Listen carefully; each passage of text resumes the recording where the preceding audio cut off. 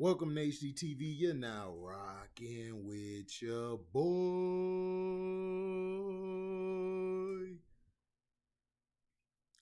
Congratulations to Aaron Donald. They've reworked his his remaining contract years, his 3 remaining years left on it. It gives him a massive $40 million raise through 2024, making him the highest paid non-QB in NFL history at 31 years old. He gets $95 million, which, congratulate to him. Aaron Donald, he's not the greatest defensive player ever. Not to me. He's not in my top 10 or, he top 15 or 20. To me, he's a great pass rusher. If you want to talk about pass rushing D lineman, he would be probably in my top 5 of all time, maybe top 8 at worst. But as far as a defensive lineman in whole, he's always struggled against the run. He's always getting pushed, when you run the ball. So a lot of times when teams play against him, they tend to pass more often than not. So, But congrats on that, man. Like I said, picking up on Bobby Wagner was big. Was big time.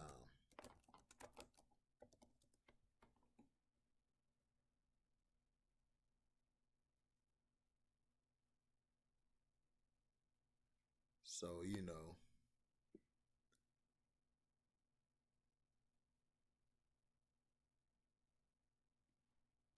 So, you know how that is. Now, in my opinion, the rumors of him saying that, oh, well, I'm contemplating retirement, he wasn't going to retire. It was just basically forcing the Rams' hand to offer him the money that, he deserves. He deserves the money. Aaron Donald has been very productive. He's one of the greatest to ever do it. Like I said, he's not in my top 10. I got him like top 15, top 20-ish D lineman. It's kind of hard because he's more of a specialist D lineman to me, more of a pass rusher. He's not a complete guy. I would put him in the same category as Warren Sapp. Him and Warren Sapp, great pass rushers. To me, Aaron Donald kept himself a lot more in shape. Is probably loved more by his teammates than Warren Sapp was. A lot of guys on the team really didn't like Sapp. They wanted to break the guy's freaking jaw. He's an asshole. Never really cared about anybody but himself. But he was great at what he did. He was a great 3 technique. He's the reason the Eagle tackles like Aaron Donald and others get paid their money now. But Aaron Donald's a great pass rusher. But as far as a complete D tackle, he's not. I know Rams fans, people are going to say, you don't watch football. Yes, I do. Whenever I get enough subscribers and supporters, people watching the channel, we get into that 100,000 range, I'm open up maybe a Patreon and show you guys, break down film and show you him against the run. And you guys are going to be like, whoa. And it's going to be like, told you so. So that's all I'm saying.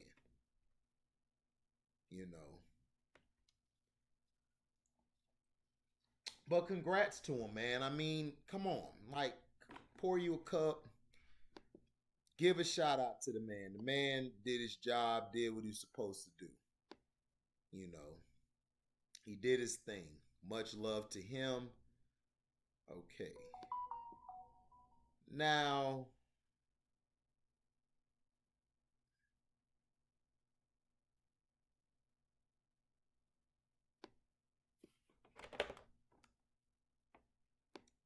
let's see.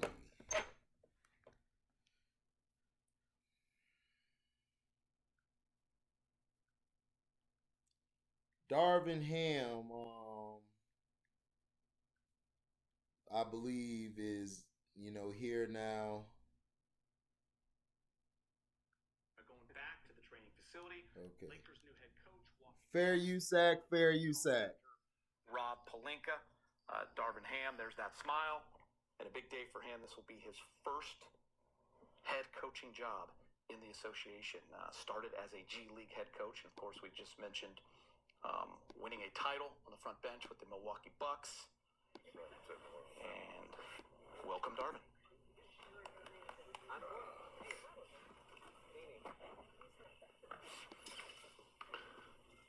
Well, this is an incredibly bright and promising day in Laker history, and wanted to welcome everybody here first and foremost, and especially Coach Ham's family, his wife Dee and DJ and Nick and Don.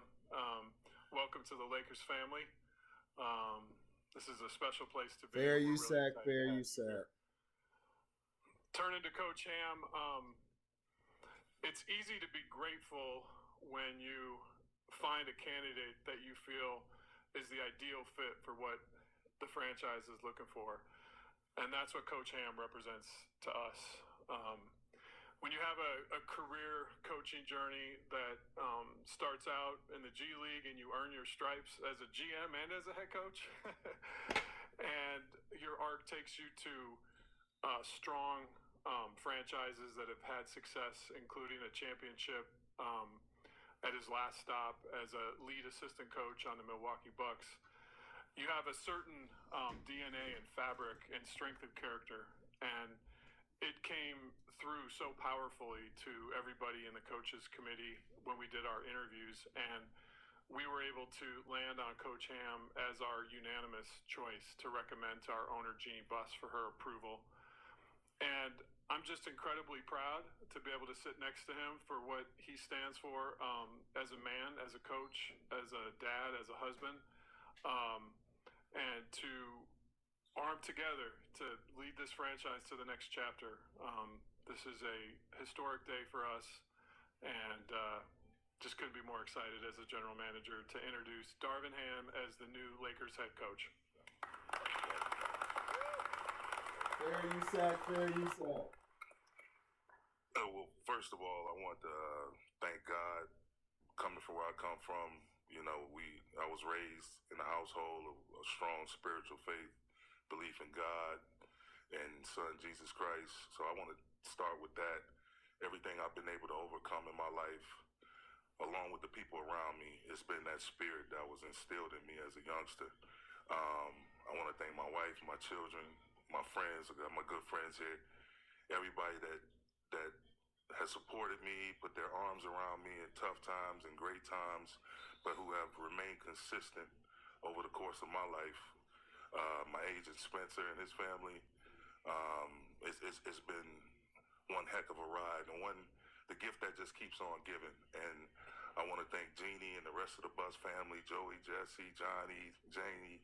Everybody is just like, it's like coming back home. And as sad as it is for me to be leaving, one of my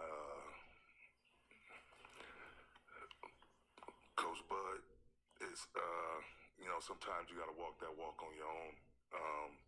I'm forever grateful for him and what he did for me in my career. I couldn't be sitting in this chair without him allowing me to learn, grow, and excel on his watch. I love him to death. We went from colleagues to friends to brothers, all the while having the opportunity to make history. And the same thing I plan to come here and instill in this program and get us back to the top of the food chain, along with the help with Rob. We're going to collaborate, communicate, and to make sure we also demonstrate. And we have a strong basketball team and basketball ops. We're going to put together a strong staff. And I think sky's the limit. We're not putting a ceiling on our situation. And we'll go as far as our daily preparation takes us. You hear people, well, are they going to do this? Are they going to do that? We're going to get better every day. That's what we're going to do. And the things we're going to do in that daily process will lead to the type of success this franchise and this city has been accustomed to. So thank you. Thank you again.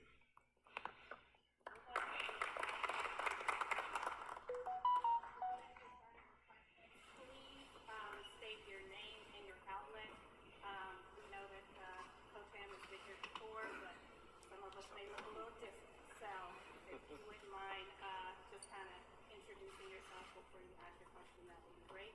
We're going to kick it off with Hey, Darvin, Mike Trudell with the Lakers and Spectrum doing, Sports Mike? Net. Nice to see you again.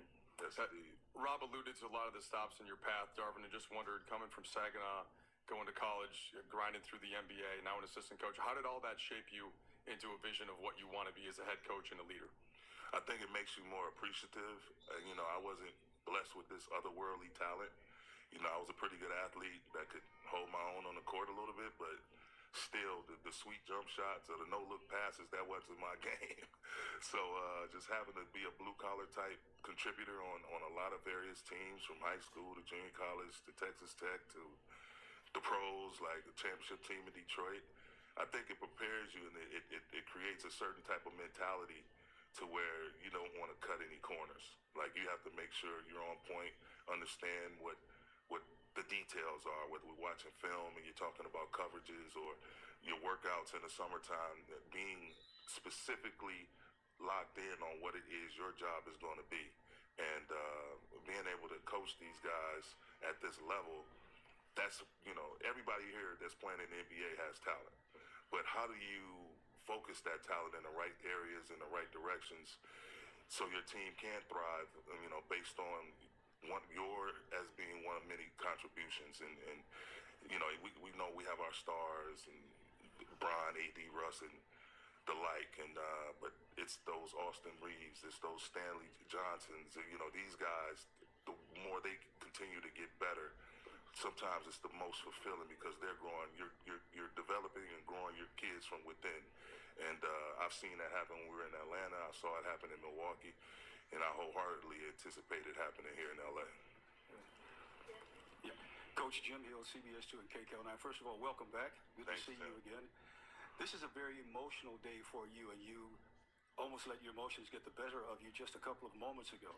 I'd like for you to talk about the emotions that you have going through you today, and how easy it was for you to make a decision to come here, knowing the background of what the Lakers mean to this community, as opposed to going someplace else. Well, they made the decision, and I was wholeheartedly open for it. It's the emotion comes from when you've been with a special person in this business for the last 9 years, and Coach Bud, and having started out with him in Atlanta his first day as a head coach, and now I'm getting to leave. And I thanked him. I said, well, at least you dropped me off where you picked me up at, because he picked me up from here in LA. So the fact that I'm coming back to LA, he was thrilled, super thrilled. He and John Horst, Milt Newton, that whole staff up there, man, all the coaches and front office and the performance team. I mean, we're all like family. It's a family setting. But knowing that this is the team and the franchise that gave me my start, albeit it was Mike Brown that hired me, the Bus family had to sign off on it. And the fact that I got my start as a coach here, this place will always be special to me, always was special to me, always paid attention to what was going on with the Lakers, even in my other travels through Atlanta and Milwaukee. So it's like a homecoming for me, in all seriousness. Yeah. Hey, Darvin. Dan Wicke with the Los Angeles Times. One of the things that people say about you as a coach is that you're well-rounded. Do you view yourself more as a defensive coach, as an offensive coach? And I guess, what can you tell us about kind of your on-court vision for, obviously the players have to kind of come together, but what does Darvin Ham team look like on the court? I mean, I think it's a 360-degree coaching style, meaning both parts of the floor are connected. You hear about these offensive gurus or these defensive gurus. Both sides of the ball affect one another. If you're able to play great defense, then your offense is going to look great, because you're not playing against a set defense. If you're allowing people to score, then your offense is going to struggle because you're playing against a set defense. So you just have to be well-rounded. And we used to talk about that a lot in our coaches' meetings with Coach Bud. You have these offensive guys, your defensive guys. So when the defensive guy is watching the defense, when the ball goes on offense, does he drop his head and stop paying attention to the game? Like, you have to watch the game in its totality. And everything you do from the practice floor, the preparation is the key to it, because it's the practice floor, it's the individual workouts in the summer, the practice floor, shoot around, and the game floor. But they all have to be connected with a lot of film in between. So the way we develop our guys, we make them cerebral players by watching film, and then making sure what they watch in the film translates to the game floor. And once we get on the game floor, we're going to understand like who's supposed to be doing what, but we're all together. We're all united and locked in. Everyone has each other's back, and it makes it for a more fun environment. But it's more about the environment, more about, again, the culture you set, just being competitive, being together, and being accountable.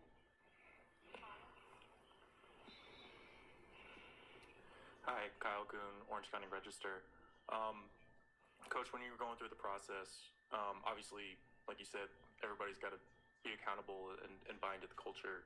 But how much of your vision is sort of founded on the idea of how LeBron James, Anthony Davis, and Russell Westbrook can play together after that this team didn't get the results it wanted out of that group last year? Well, it's how can they compete together? You know what I'm saying? Like, it starts on the defensive end, and from there we're going to build back toward the offense.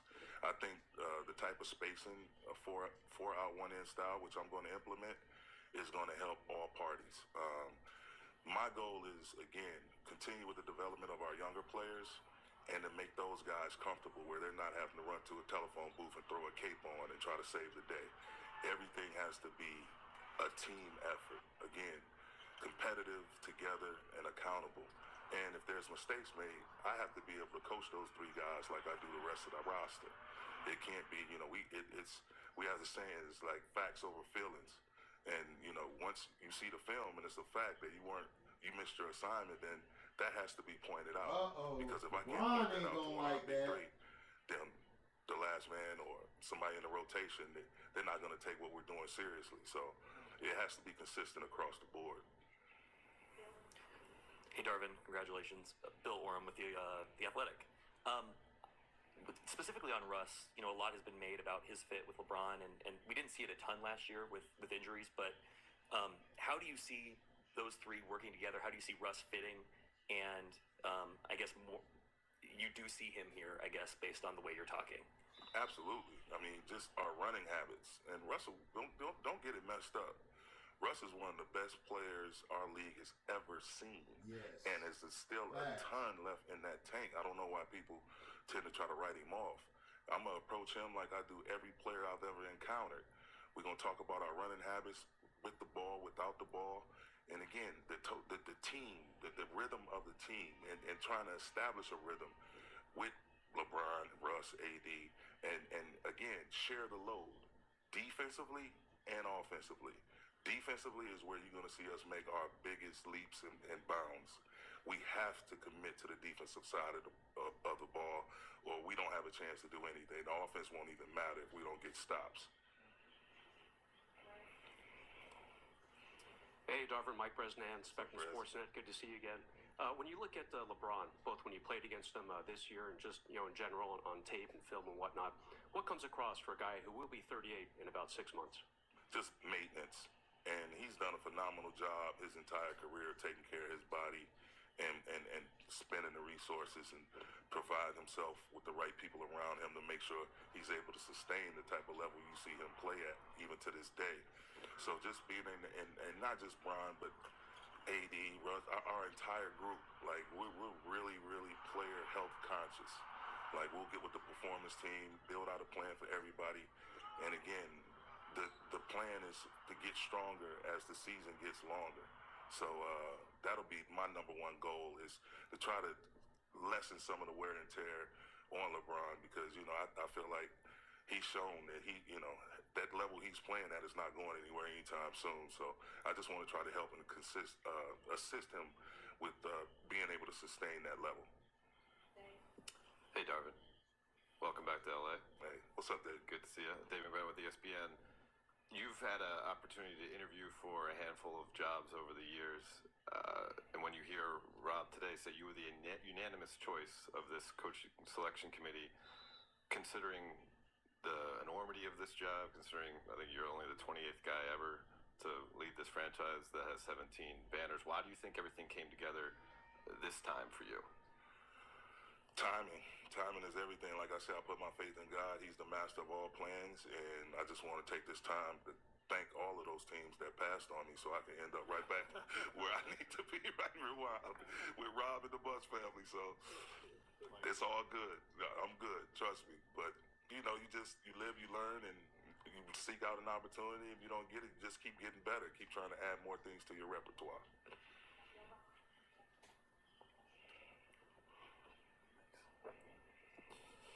Hey, Darvin, Jovan Buha with The Athletic. You mentioned your relationship with Bud, and I was curious, how much do you plan on implementing from what you guys did in Atlanta and Milwaukee over the last 9 years? And then also working specifically with Giannis. You know, they're different players, but Giannis, LeBron, and AD all kind of have that athleticism and some similarities with the way they play in the paint. How did working with Giannis kind of inform maybe how you'll approach working with LeBron and AD? I think it's more system-based, and yes, we were able to build a proven commodity in the way we played offense, the way we defended during Bud and my time together. But in terms of AD, Giannis, the comparisons, they're slightly different players, but they're both dynamic in the sense Giannis that better than they're both of them. multifaceted to be at the That's size the difference. that they're at. And a lot of the ground gets made up in just the breakdowns, the defensive breakdowns, and the offensive breakdowns. Those guys you can throw it to them and they can go get you a bucket. But how easy will that bucket be? Like, we have to get the ball going side to side. We have a term, play with the pass, like share the ball, make it easy on yourself.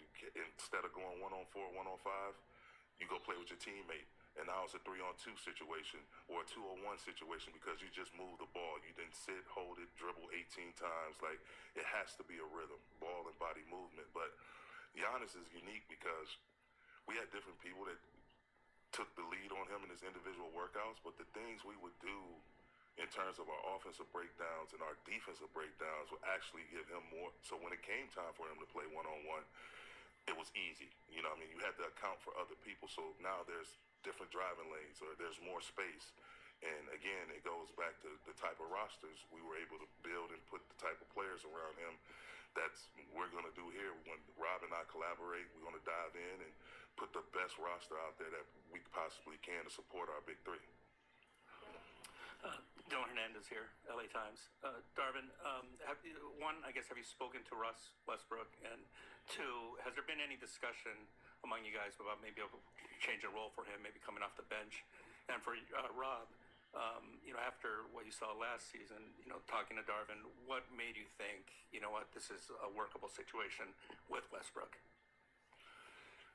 Yeah, I would say yes. Russ and I have had some really, really great one-on-one convos, man. And the biggest word I think came out of those discussions were sacrifice. That was the biggest word. It was sacrifice. We're going to sacrifice whatever we got to do. And it's not just Russ. There's going to be sacrifices that LeBron has to make, that AD has to make. Oh, no. Going down the line through the rest of our roster. They going to bump heads. We have to start heads on the defensive end. And in terms of what his role is going to be, I'm gonna expect him to be the same tenacious, high-energy player Y'all heard that? he's been on his entire career. A lot of it now may happen without the ball in his hand. Most of it now may happen on the defensive end. But again, we have to sacrifice. There's no achieving anything without all parties, sharing the load, sacrificing, and depending on one another. Just to follow and leverage off what Darvin's saying, I think all of us would agree that teams, whether it's in any sport, take on the identity of the head coach. And the things that stood out to Darvin in the interview process was the two words he's been using. One is sacrifice. He was a player in the league that made every sacrifice to be great. He wasn't a superstar. He knew what it takes to be in the gaps, to do the little things to make his teams great, like the championship team he was on. And then toughness. I think one of the things we lacked as a team last year is an identity of toughness. And I think we're excited to see how Coach, with his leadership style, will bring those attributes to our team next year. And as he said, there's going to be expectations, especially on the defensive end, that those words carry forward. Words like toughness and sacrifice and accountability. And that's what Coach Ham's leadership stands for and represents. Darvin, over here. Brad Tony with the LA Times. Welcome. How will you deal with the stress and pressure of being a first-time coach with a franchise that expects to win titles all the time? I grew up in Saginaw, Michigan. I was shot in the face by accident April 5th, 1988. You go through something like that, it's going to do one or two things. It's going to make you fearful or fearless. It made me fearless. I don't feel no pressure. It's basketball. You want to talk about some of our military representatives across the seas fight for our democracy. That's pressure. This here is a challenge. And it's something that can be navigated. We have a great partnership, me and Rob, that's going to grow and continue to build. We have great ownership group. We have great people around our building, great people involved in our personnel decisions. I look forward to it. Like I wanted to talk. I talked to LeBron my first day in the gym, and I wanted to start training camp the next day. I got so excited, and just to hear his excitement, His over the fake phone, ass. like, man, and to see Russ and talk to AD and talk to Russ, and it just these guys, you know, they're not great by mistake, and they want to be able to do something. And I know all of them feel this way. They want to be able to do something collectively that's great. Put another banner in this building, and it starts right now. So that's just a challenge. That's not pressure. I've seen real pressure in life. So to me, this is fun. This is something that's going to be joyful, something we're going to look back on, remember these days, and when we're popping bottles of champagne somewhere, celebrating another banner going up.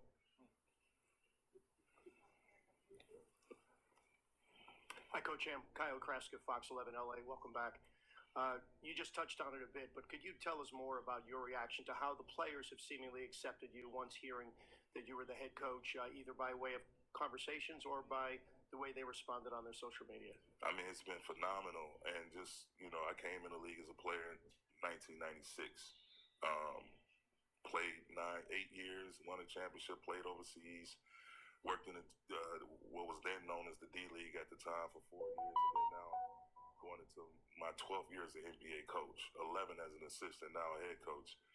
And in our time passing, you know, my parents raised me to be able to engage people in a respectful, loving manner. And you show love and respect to get love and respect. So when I see these guys, and I'm actually one of the ones that actually walked in their shoes, I don't mind taking 5, 10, 20 seconds, a couple of minutes to stop, say hello, see how he's doing, see how his family's doing, ask about his people, his loved ones, if there's any advice he needs to get better or whatever. And then the bubble. When we were in the bubble, one of the positive things that came out of the bubble was the fact that we were all in the same space. So I could see Rob riding a bike every other day, or see him having breakfast or something. See LeBron over there, you know, fishing and riding a bike as well. We over there, you know, having cigars or something. Like, we got to engage one another and see the human side of one another. So a lot of those tweets and the messages I've gotten from different players I've coached, players who no longer in the league, some are still in the league, I attribute that to just being common and just being a good source of energy. And it was humbling. Like, it's a little overwhelming at times. Like, man, just to see all the love. I mean, I just thank God for it. Hey, Coach, over here. Oh, Coach Darvin. Congratulations, welcome back. Thank you. You're a first-time coach, and you can only be a first-time coach. And every coach who at some point was a first-time coach, but you don't have the proven track record of making those decisions. It's a very high-pressure job, and you've already expressed how you feel about that. How were you able to assuage or convince the Lakers that was something that wasn't an issue with you? And maybe Rob can chime in on what that meant to you guys. Yeah, I'll just start by saying I think, you know, you can look at the NBA Finals right now. You can say Coach Kerr and Coach Udoka. Those are both first-time coaches. And when you go through an interview process and you come across someone that's incredibly talented and special with unique characteristics that you think are perfectly aligned with what you're looking for this team, that becomes a moot point. And I think the guys in the NBA Finals deserve praise for starting like they did and getting all the way to where they are now. And we have full confidence that that's what Darvin's story is going to look like here. We'll take a question off of Zoom, Ben Alexander, and then we'll have time for 2 follow-ups.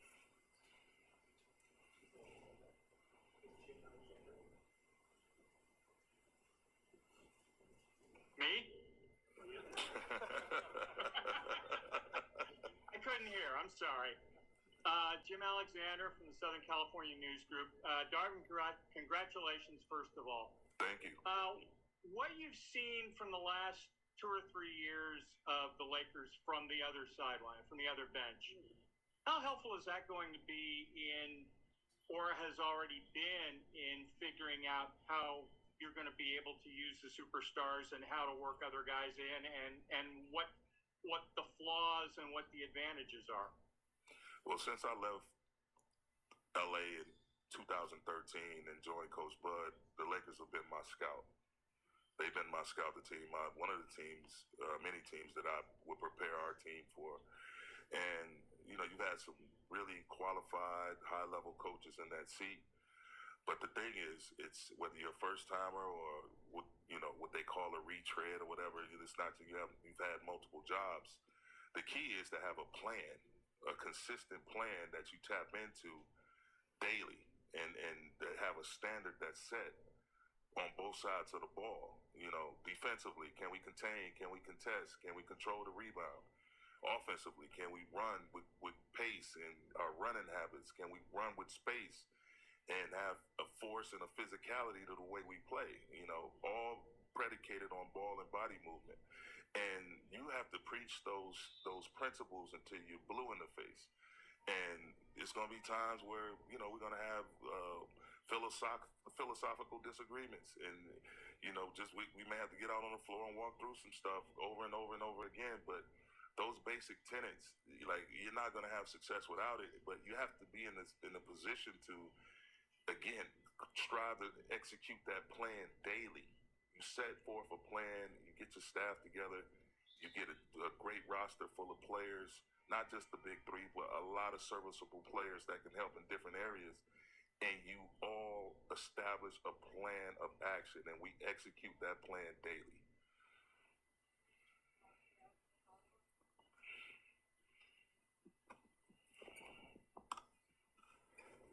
Darvin, just wanted to ask you about your time here with Kobe and kind of also playing against him, but getting to know him, how that impacted you, and especially when you were an assistant and you spent all that time here in the practice court across the street with him. Oh man, it was great, and God rest his soul, man. We spent a lot of time together on the practice floor, individual workouts, watching film, watching clips. And if I can go back and forth with him and have him disagree with me and then double back and tell me I was right, and we all know how stubborn he was, man. It's just it just gave me a wealth of confidence, man, in myself as a coach. And just seeing him and him sharing with me the different ways he saw the game, but and even with Russ, LeBron, AD, all these guys, Giannis, Chris Middleton, Drew Holiday, all these guys Al Horford, Paul Millsap, these guys I've been able to coach and be around and learn from them. It's a two-way street. It's not just this coach that thinks he knows it all and he's just barking orders. No, you have to be able to, again, to collaborate, communicate, and understand each other. And not your way or my way, but what's the best way to go forward? What's the best plan for all of us? So Kobe was right, at the forefront of that in my own development as a coach. Just the workouts we would do on the court, the type of film we would watch, dinners that we've had just offline, just getting away from it all. He's a big part of why I was able to grow the way I did as a coach. Darvin, Dan Wicke again with the LA Times. Kind of a two-part question. There was not really a report, I guess. Anthony Hardaway told a reporter in Memphis today that Rasheed Wallace could be somebody that is, or he believes Rasheed Wallace is going to be joining your staff. I guess, what's the status of that? And then what is sort of the staffing going to look like? Are you looking for coaches, somebody with head coaching experience to add to the staff? Kind of, what's your view of what that's going to look like on your bench? Well, me personally, I shared this with Rob and Kurt and everybody that was on the basketball committee during the interview process. It's like, I like coaches that like to roll up their sleeves, are going to be able to get out there. Like where I come from the last 9 years, we did everything. We did player development, we did scouting. I had to step in as the head coach on a few occasions. but it was a team. It wasn't no coordinators on either side of the ball. We all pitched in on all aspects of our team basketball, offensively and defensively. So I'm looking to build that similar type of staff. And in regards to Rasheed, that's an active situation. That's fluid. We're still working through that. That's not true at all. But you know, he's definitely a candidate that we'll take a look at. But we're working through that. Like we have a list of names and some people that's currently under contract, and we're working with some really talented young coaches, and we're working through that to try to put together the best staff possible.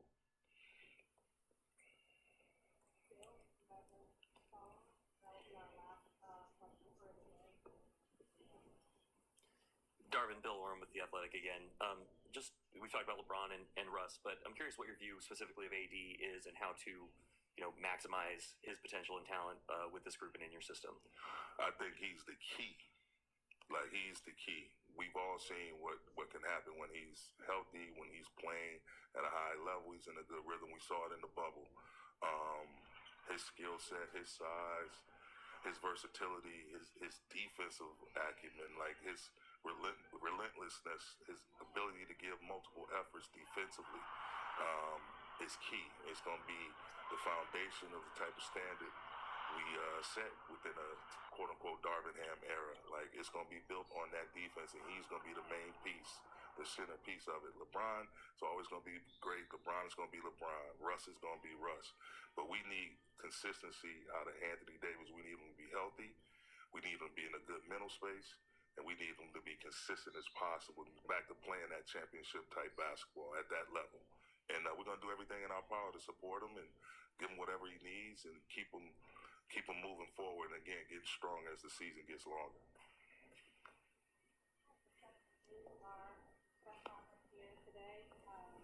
There's refreshments and lunch served in the back, and I'm sure at some point we'll get Darvin to talk to some of you guys that we missed today. Thank you so much for coming.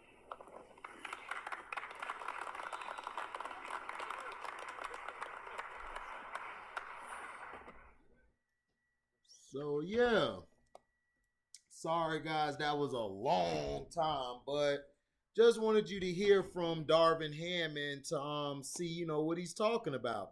And Darvin Ham made some great points. Guys have to sacrifice, but is LeBron going to sacrifice? That's the problem. Hold on. Not Deezy. LeBron is the problem. Is he gonna stop putting on a hissy fit and actually buy in? Because if he buys into what Darvin Ham's preaching, LeBron had that 5th championship on his ring. Well, to me, it'll be 4. I don't count that Bubba shit, but hey. So they're not going to be moving forward like that with LeBron. They signed him to a 5-year deal, basically saying, look, we're past LeBronies. They got to move on because they already know where it's going to go with LeBronies. He's going to do whatever the hell he likes. But if Darvin Ham can get those other guys to buy in, they'll be fine. And I don't know why they brought up the Kobe question. Stop asking about Kobe. The greatest player of all time. Let him rest in paradise. Let the greatest of all time rest in paradise. Okay? I mean, I'm tired of people using him like this cream puff dude in Boston wearing number 0. He is a 0. Playing soft.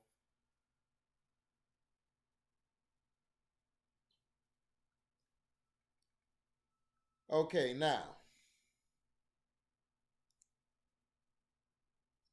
So now. We have to make sure to pay attention to what he said. Defense. The defensive end is the only problem from the Lakers. Being able to play without the ball, a la Westbrook, LeBron. To me, LeBron should have taken more of an off-the-ball stature and let Russell and them. That's what sacrifice. That's what the leader does. But he ain't no goddamn leader. He's a bum. So, that's how it is. But in my opinion, I think the Lakers, depending on who they get for their roster, it depends.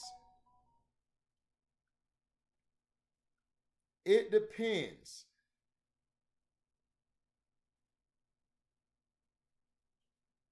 So we'll see. Congratulations to Darvin Ham. This is a big step for him. I pray and wish him well. I hope he leads them back to the promised land, which I believe he will. If not this year, definitely in the years upcoming. Great coach. Guys really buy into his stuff. But I just don't believe LeBron's gonna buy in. To me, he's gonna work around that, and he's gonna do as he got to. LeBron's gonna try to test him and do all this crybaby shit, but I think he'll hold his own. So, congratulations to Aaron Donald, and congratulations to Coach Darvin Ham. Thank you for listening. Make sure you like, comment, subscribe, share this. Hit the notification bell to select all to receive upcoming notifications. And if you guys do enjoy what you hear, you guys can go to the description box, hit that link in the Cash App, and donate whatever your heart's desire. And you guys also can super chat when we're live or we're premiering a video, as well as you guys can leave a super thanks. You guys can do a super thanks. A super thanks is just like a super chat in the live and premiere. So, thank you guys for listening, and we out. Peace. Deezy!